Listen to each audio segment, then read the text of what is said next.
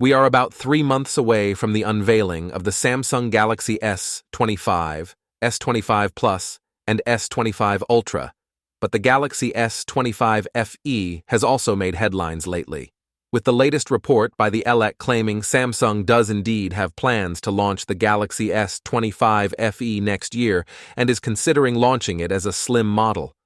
The publication also claims that the Samsung Galaxy S25 FE will pack a screen measuring 6.7 inches diagonally, the same as the Galaxy S24 FE introduced last month. Moreover, the Korean conglomerate could make the Galaxy S25 FE's battery thinner by making it wider to launch the phone with a slim design.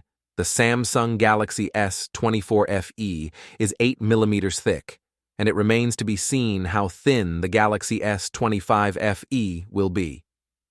Regarding the chipset, the S24 FE came with the Exynos 2400E SoC, but the S25 FE is rumored to have a Dimensity chip at the helm.